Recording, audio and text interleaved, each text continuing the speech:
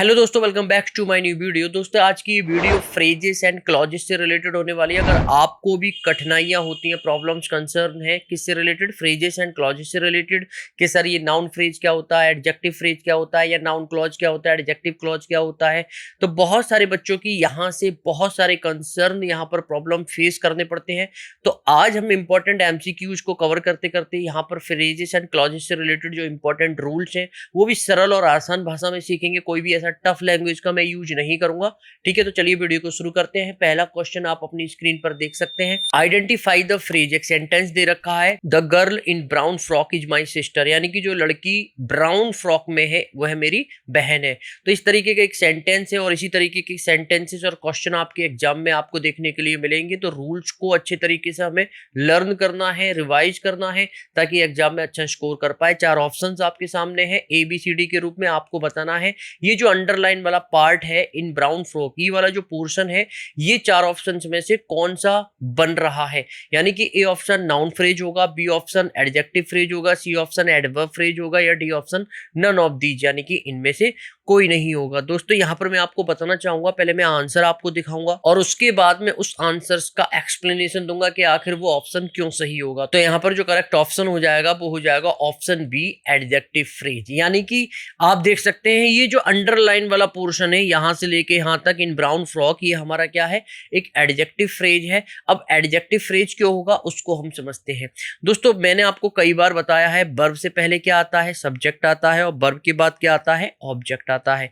इन दोनों का पूरी इंग्लिश ग्रामर में जो काम होता है नाउन या प्रोनाउन बनने का होता है।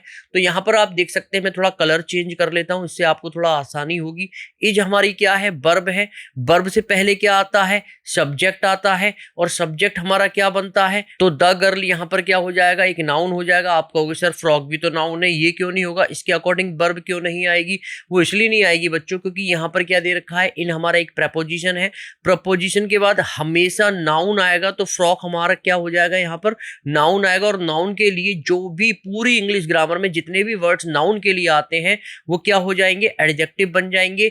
और यहां पर दोस्तों एक बात और आपको ध्यान में रखनी है, इनके यानी कि प्रपोजिशन के बाद जो भी नाउन आएगा वो कभी भी सब्जेक्ट नहीं बनेगा, ऑब्जेक्ट बनेगा। तो जो वर्ब आएगी, जो इज आएगी यहाँ पर सब्जेक्ट के अकॉर्डिंग आएगी वर्ब या ऑब्जेक्ट के अकॉर्डिंग, तो आप कहोगे सर सब्जेक्ट के अकॉर्डिंग आएगी। तो यहाँ पर द गर्ल क्या है, एक सिंगुलर नाउन है, सिंगुलर नाउन के अकॉर्डिंग यहाँ पर क्या आया है, इज आया है। तो यहाँ पर मैं आपको बताना चाहूंगा, इन ब्राउन फ्रॉक ये जो फ्रेज है ये किसके लिए यूज किया गया, इस नाउन के लिए यानी कि द गर्ल के लिए यूज किया गया है। और मैंने अभी आपको बताया था पूरी इंग्लिश ग्रामर में नाउन के लिए जो भी वर्ड्स आते हैं, जो भी शब्द आते हैं, वो सभी एडजेक्टिव बन जाते हैं। तो द गर्ल यानी कि लड़की, इन ब्राउन फ्रॉक जो कत्थई यानी कि ब्राउन फ्रॉक में है वो क्या है, मेरी बहन है। तो ये जो इन ब्राउन फ्रॉक, ये हमारा जो फ्रेज है, फ्रेज क्या होता है, ग्रुप ऑफ वर्ड्स होता है, ये हमारा क्या हो जाएगा, एक एडजेक्टिव फ्रेज हो जाएगा। इस हिसाब से option B will be corrected. कोई भी कंसर्न या प्रॉब्लम है इस क्वेश्चन से रिलेटेड तो मुझे नीचे कॉमेंट बॉक्स में कॉमेंट करके बता सकते हैं। चलिए बढ़ते हैं आगे। अगला क्वेश्चन आप अपनी स्क्रीन पर देख सकते हैं, identify the underline clause. Question पढ़ लेते हैं। The teacher told the students that their result was quite good। KVS PGT 2017 के एग्जाम में ये ऑलरेडी क्वेश्चन पूछा जा चुका है। 4 ऑप्शंस आपके सामने, आपको बताना है। ये जो अंडरलाइन वाला पोर्शन है यहां पर मैं बताना चाहूंगा, ये जो अंडरलाइन वाला पोर्शन है ये वाला, that there result was quite good, ये क्या है, यानी कि 4 ऑप्शंस आपके सामने हैं, इनमें से आपको कोई एक सिलेक्ट करना है। ए ऑप्शन एडजेक्टिव या फिर रिलेटिव क्लॉज होगा, बी ऑप्शन एडवर्ब क्लॉज होगा, सी ऑप्शन प्रिंसिपल क्लॉज होगा, या डी ऑप्शन नाउन क्लॉज होगा। तो यहाँ पर दोस्तों बहुत सारे बच्चों को लग रहा होगा सर इतना डिफिकल्ट क्वेश्चन हम कैसे पता करें, कैसे फाइंड आउट करें। बहुत ही ईजी लैंग्वेज में मैं आपको बताऊंगा, कोई भी घबराने की जरूरत नहीं है। तो देखो दोस्तों, यहाँ पर मैंने आपको बताया था कि सब्जेक्ट और वर्ब के कॉम्बिनेशन को हम क्या बोलते हैं, क्लॉज बोलते हैं। इसका दूसरा नाम सेंटेंस है। तो कभी घबराना मत कि सर क्लॉज और सेंटेंस क्या अलग अलग होते हैं, दोनों का मतलब एक ही होता है। थोड़ा सा माइनर सा डिफरेंस है, वो हम कभी और कवर करेंगे। फिलहाल यहाँ पर बस आप ये ध्यान रखिए कि क्लॉज और सेंटेंस एक ही होता है। तो पहला पॉइंट हमें ये पता चल गया। अब देखो यहाँ पर हम देखते हैं, टीचर हमारा सब्जेक्ट और टोल्ड उसकी वर्ब, देयर रिजल्ट हमारा क्या हो जाएगा, सब्जेक्ट हो जाएगा, वॉज क्वाइट क्या हो जाएगी, इसकी वर्ब हो जाएगी। यानी कि एक तरीके से 2 सब्जेक्ट और 2 वर्ब मिल गई। अब ये जो सब्जेक्ट और वर्ब का कॉम्बिनेशन है क्या कहलाया जाता है, क्लॉज कहलाया जाता है। तो इसका मतलब the teacher told the student, यानी कि एक ये हमारा क्लॉज हो गया और एक यहां से लेकर गुड तक ये हमारा क्लॉज हो गया। अब यहाँ पर हमें ये पता करना है कि इन चार ऑप्शन में से ये जो अंडरलाइन वाला पोर्शन है ये हमारा कौन सा ऑप्शन में आ रहा है। तो यहाँ पर दोस्तों मैं आपको बताना चाहूंगा कि अगर सेंटेंस में व्हाट का आंसर मिल जाए, हुज का आंसर मिल जाए या हुम का आंसर मिल जाए, ये दूसरा पॉइंट बहुत इंपॉर्टेंट है। अगर सेंटेंस में व्हाट का, हुज का या हुम का आंसर मिल जाए तो याद रखना वो हमेशा नाउन होता है। तीसरा पॉइंट मैं यहाँ पर थोड़ा एडिशनली ऐड कर रहा हूं ताकि आपको एक क्लियरिफिकेशन मिल जाए कि आखिर ये ऑप्शन क्यों सही होगा, जो भी मैं आपको बताने जा रहा हूं। और अगर सेंटेंस में वेयर का आंसर मिल जाए, व्हेन का आंसर मिल जाए, हाउ का आंसर मिल जाए, हाउ मेनी या हाउ मच का आंसर मिल जाए तो वो हमारा क्या होता है, हमेशा एडवर्ब होता है। ये बात आपको ध्यान में रखनी है। एग्जाम्पल के रूप में मैं आपको बताना चाहूंगा, आई वेंट आगरा। अगर यहाँ पर एग्जामिनर पूछता है बताइए आगरा यहाँ पर क्या है, तो बहुत सारे बच्चों को लगेगा सर ये तो नाउन है। क्यों? क्योंकि उन्होंने पढ़ रखा होता है noun is a person, place और थिंग। अब यहाँ पर वो उनका ये उत्तर होगा कि सर प्लेस का नाम है, जगह का नाम है, स्थान का नाम है और हमने ऑलरेडी पढ़ रखा है कि आगरा एक प्लेस है, तो यहाँ पर ये नाउन हो जाएगा। आंसर गलत हो जाएगा आपका, ये बात आपको ध्यान में रखनी है। यहाँ पर जो आंसर निकल कर आ रहा है दोस्तों, वेयर का निकल कर आ रहा है, यानी कि आई वेंट आगरा में कहाँ गया, आगरा गया। तो वेयर के अकॉर्डिंग यहां पर क्या हो जाएगा, ये एडवर्ब हो जाएगा। भले ही यहां पर आपको नाउन लग रहा हो लेकिन यहां पर रोल किसका प्ले कर रहा है, ये नाउन एक एडवर्ब का रोल प्ले कर रहा है। ये बात आपको ध्यान में रखनी है। एडिशनली मैंने ऐड कर दी थी ताकि आपको एक क्लेरिफाई हो जाए कि आखिर नाउन कैसे पता करें। तो यहां पर व्हाट, हुज, हुम, इनका अगर सेंटेंस में उत्तर मिल रहा है, आंसर मिल रहा है, तो याद रखना वो नाउन होगा। आप समझते हैं अपने क्वेश्चन को। यहां पर मैं थोड़ा इरेज कर देता हूं। The teacher told the student, teacher ने बच्चों को यानी कि विद्यार्थियों को बताया कि there result was quite good, कि उनका रिजल्ट थोड़ा सा अच्छा है। तो यहां पर आंसर इस टोल्ड से हम क्वेश्चन पुटअप करेंगे व्हाट का, कि क्या बताया, तो यहां पर रिजल्ट निकल कर आएगा, आंसर निकल कर आएगा कि उनका result was quite good.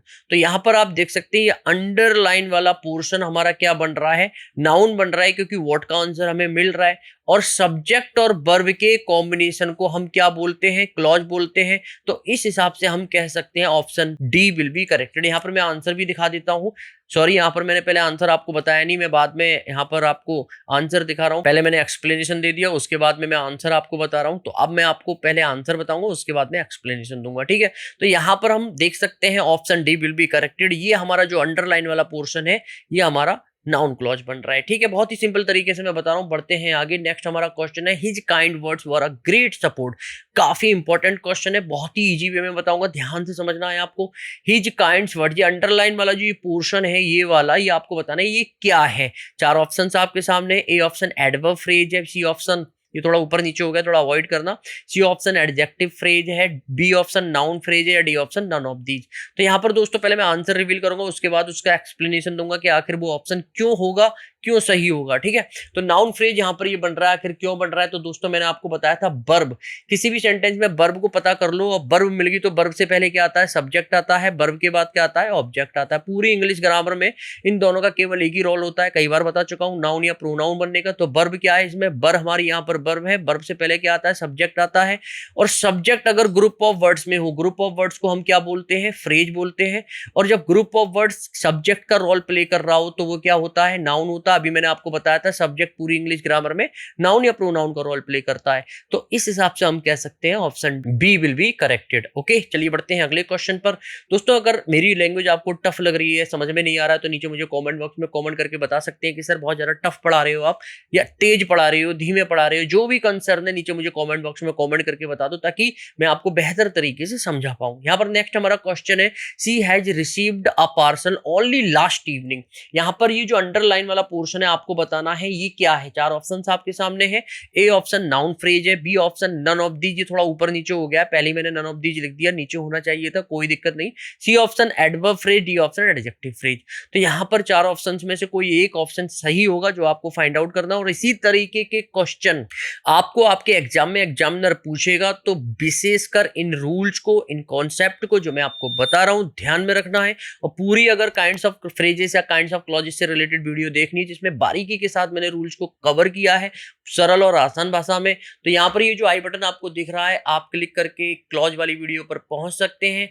Phrase वाली अगर आपको देखनी है तो यहाँ पर आई बटन पर क्लिक करके उस फ्रेज वाली वीडियो को भी देख सकते हैं। बहुत इंपॉर्टेंट वीडियो है, सरल और आसान भाषा में मैंने आपको बताया है।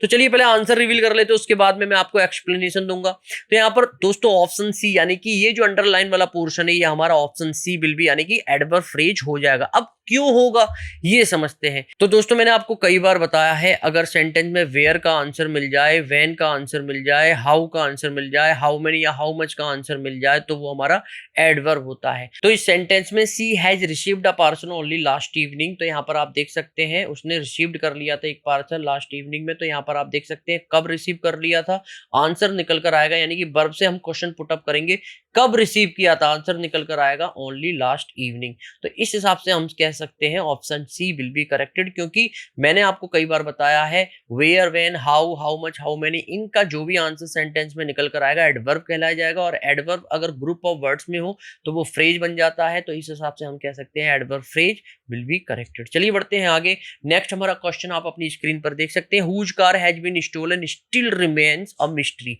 यानी कि जिसकी कार चोरी की जा चुकी है अभी भी क्या है, एक मिस्ट्री बनी हुई है। केवीएस पीजीटी 2017 के एग्जाम में ऑलरेडी क्वेश्चन पूछा जा चुका है। 4 ऑप्शंस आपके सामने हैं, आपको बताना है ये जो अंडरलाइन वाला पोर्शन है इनमें से कौन सा ऑप्शन सही होगा। ए ऑप्शन एडजेक्टिव और रिलेटिव क्लॉज होगा, बी ऑप्शन एडवर्ब क्लॉज होगा, सी ऑप्शन प्रिंसिपल क्लॉज होगा, या डी ऑप्शन नाउन क्लॉज होगा। आंसर रिवील करता हूं, उसके बाद में मैं एक्सप्लेनेशन दूंगा। तो सही ऑप्शन जो हो जाएगा वो हो जाएगा ऑप्शन डी, यानी कि ये हमारा अंडरलाइन वाला जो पोर्शन है ये हमारा नाउन क्लॉज होगा। अब यहाँ पर हम समझेंगे कि नाउन क्लॉज क्यों होगा। तो यहाँ पर दोस्तों मैंने आपको कई बार बताया है, सेंटेंस में वर्ब को पता कर लो, वर्ब से पहले क्या आता है, सब्जेक्ट आता है, वर्ब के बाद क्या आता है, ऑब्जेक्ट आता है। पूरी इंग्लिश ग्रामर में इन दोनों का काम नाउन या प्रोनाउन बनने का होता है। तो इस सेंटेंस में ये जो रिमेन्स है ये क्या है, एक वर्ब है, वर्ब से पहले क्या आता है, सब्जेक्ट आता है। सब्जेक्ट अगर सब्जेक्ट और वर्ब के कॉम्बिनेशन में हो, हुज कार ये हमारा सब्जेक्ट हो जाएगा, हैज बीन स्टोलन ये हमारी क्या हो जाएगी, इसकी वर्ब हो जाएगी। सब्जेक्ट और वर्ब के कॉम्बिनेशन को हम क्या बोलते हैं, क्लॉज बोलते हैं। ये क्लॉज किसका रोल प्ले कर रहा है सर, वर्ब से पहले आ रहा है तो नाउन का रोल प्ले कर रहा है, सब्जेक्ट बन रहा है क्योंकि। तो इस हिसाब से हम कह सकते हैं option D will be corrected, यानी कि हमारा नाउन क्लॉज हो जाएगा। चलिए बढ़ते हैं आगे। नेक्स्ट हमारा question, I found at last the book when I had lost all hope. KVS PGT 2017 के एग्जाम में ये ऑलरेडी क्वेश्चन पूछा जा चुका है। 4 ऑप्शंस आपके सामने, आपको बताना है ये जो अंडरलाइन वाला पोर्शन है ये कौन सा ऑप्शन इनमें से सही होगा। ए ऑप्शन एडजेक्टिव या रिलेटिव क्लॉज है, बी ऑप्शन एडवर्ब क्लॉज है, सी ऑप्शन प्रिंसिपल क्लॉज है, या डी ऑप्शन नाउन क्लॉज है। चलिए देख लेते हैं, 4 ऑप्शंस आपके सामने हैं, आपको बताना है जो अंडरलाइन वाला पोर्शन है ये क्या एडजेक्टिव या रिलेटिव क्लॉज होगा, बी ऑप्शन एडवर्ब क्लॉज होगा, सी ऑप्शन प्रिंसिपल क्लॉज होगा, या डी ऑप्शन नाउन क्लॉज होगा। चलिए देख लेते हैं आंसर, फिर उसके बाद में मैं बताऊंगा कि वो उत्तर क्यों सही होगा। Option B will be corrected, यानी कि एडवर्ब क्लॉज होगा। चलिए समझते हैं, I found at last the book, यहां पर आप देख सकते हैं फाउंड एक वर्ब है, आई हमारा क्या है, एक सब्जेक्ट है। आई यहां पर हमारा सब्जेक्ट है, हैड लॉस्ट उसकी वर्ब है।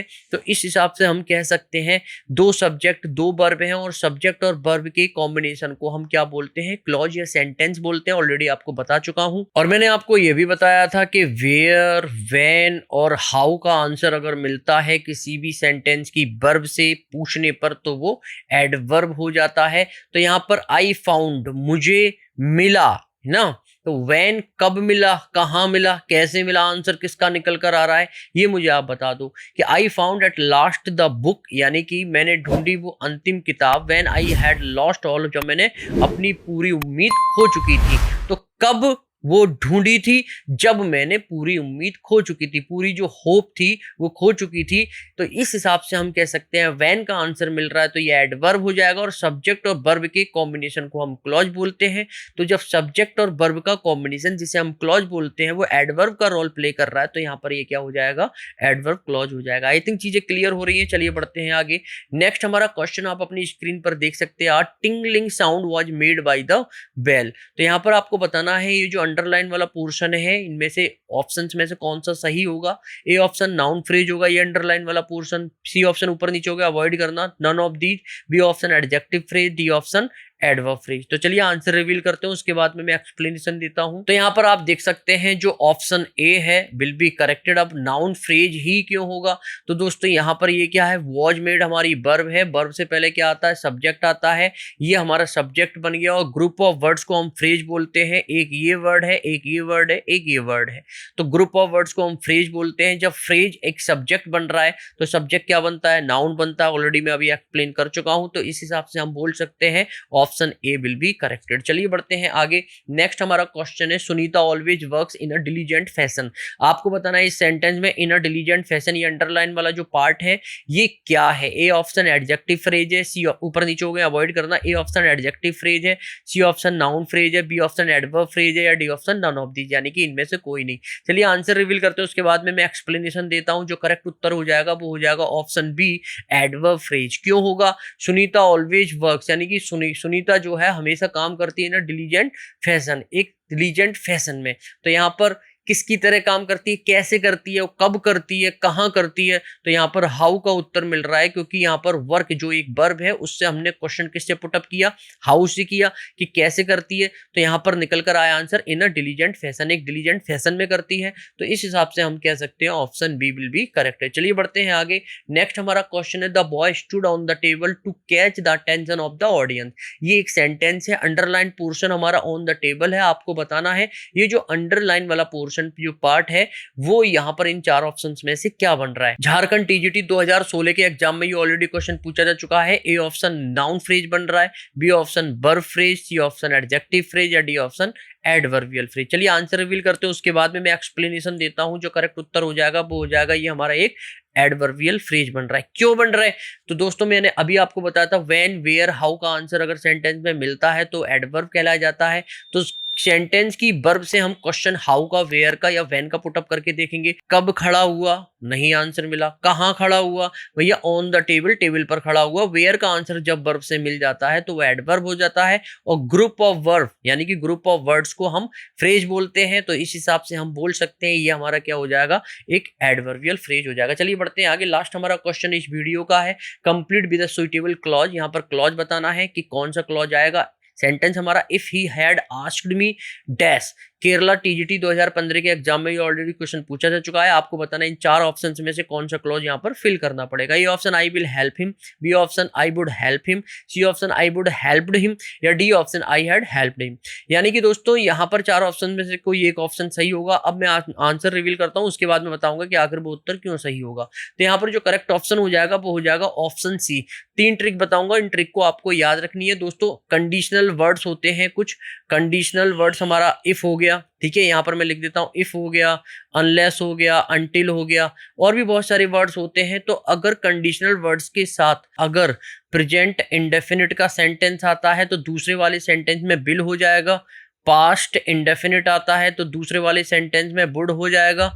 पास्ट परफेक्ट आता है, पास्ट परफेक्ट क्या होता है, हैड प्लस V3 होता है, तो दूसरे सेंटेंस में वुड हैव प्लस V3 हो जाएगा। ये आपको याद रखना है। तो यहाँ पर आप देख सकते हैं इफ हमारा कंडीशनल वर्ड है, हैड यहाँ पर आया हुआ है, V3 यहाँ पर आया हुआ है, पास्ट परफेक्ट का सेंटेंस है, तो दूसरे वाले सेंटेंस में वुड हैव प्लस V3 हो जाएगा। तो एक ही में वुड हैव प्लस V3 है, तो इस हिसाब से हम बोल सकते हैं option C will be corrected. दोस्तों यहाँ तक हमने 10 इंपॉर्टेंट MCQs को 10 इंपॉर्टेंट रूल्स के साथ कवर कर लिया है। तब भी अगर कोई कंसर्न या प्रॉब्लम है तो नीचे मुझे कमेंट बॉक्स में कमेंट करके बता सकते हैं। और वीडियो अगर अच्छी लगी है आपको तो प्लीज लाइक करके अपने दोस्तों को शेयर जरूर कीजिएगा। पहली बार अगर मेरी वीडियो को देख रहे हैं, आप पहली बार मेरे चैनल से जुड़े हैं तो चैनल को सब्सक्राइब करके जरूर जाइएगा, क्योंकि यहाँ पर मैं इंफॉर्मेटिव ग्रामर की वीडियो इसी तरीके से आपको प्रोवाइड कराता रहता हूँ और इसी तरीके से आपकी हेल्प करता रहता हूँ। अगली वीडियो में नई कंटेंट के साथ फिर मुलाकात करते हैं। जब तक के लिए आप अपना ख्याल रखिए। जय हिंद।